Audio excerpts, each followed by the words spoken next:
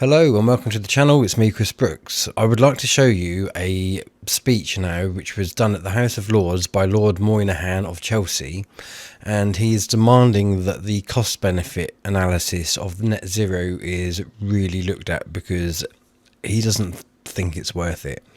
Now, there's so much common sense in this speech and it's refreshing to hear.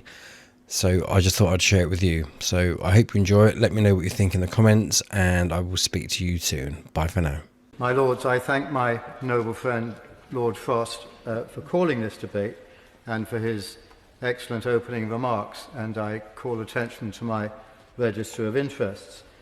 Each day, the direct and indirect cost of renewables expands upwards and outwards. Subsidies, constraints payments, curtailment, demand-side response, artificial inertia, and on. Rising prices every year from 2002 to 2020, at a time when, contrary to what the noble Lord Whitty's assertion said, when gas prices were broadly flat. Now we have the highest electricity prices in the developed world. This week, Ed Miliband claimed renewables are cheaper than fossil fuels and the price of electricity will go down by £300. These assertions generated widespread derision.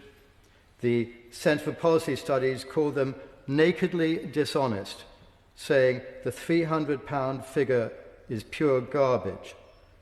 I would gently say that the noble Lord Brown, just made a similar assertion, I'm afraid to say.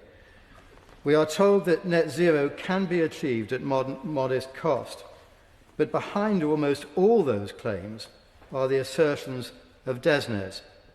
These are, unfortunately, divorced from reality.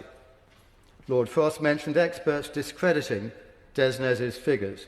The findings of others, Dr. Aldersley Williams of Robert Gordon's University, the independent energy consultant Catherine Porter, are also completely inconsistent with DESNZ. Yet DESNZ's figures are treated as gospel throughout our institutions. The Climate Change Committee uses them. NESO's claim that the Secretary of State's plan is affordable depends upon DESNZ figures. If current rather than DESNZ costings are applied to the Royal Society's recent study on a net zero grid, the overall cost rises arguably to an unaffordable level. My Lords, we are basing public policy on hopeful predictions that have little grounding in reality. Policymakers should surely demand to know what net zero would cost using real numbers. It's unforgivable that successive governments have failed to prepare a cost-benefit analysis of net zero that is based on real, hard data. Last week I said to your Lordship's House that net zero is a religion.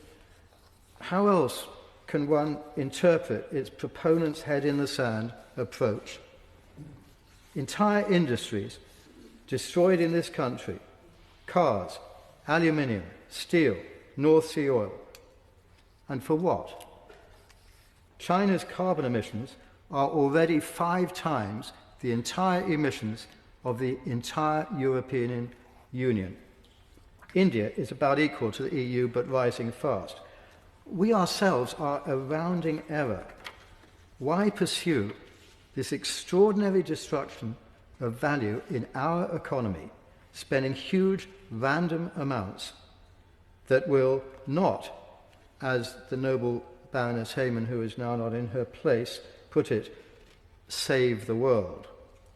The government should be honest about its fudge, delegitimise those who have created it, start again with credible, disinterested analysis as to what the real cost is, what it might be in future, whether we can afford it, what the overall impact on the country and the economy will be. Remarks we heard in the recent debate implied we mustn't concern ourselves with the cost because we have to do this to save the planet. That is emotion-based, my Lords, not calm, fact-based reasoning. Except that at some given level of cost, we would want to decide that net zero was unaffordable. Find out using facts and assertions, whether net zero's cost takes us into that unaffordable territory. My Lords, to conclude, I hope the Government will consent to Lord Frost's request for speedy inquiry into what the costs really are and whether their expected impact on the nation is affordable. I don't believe it is.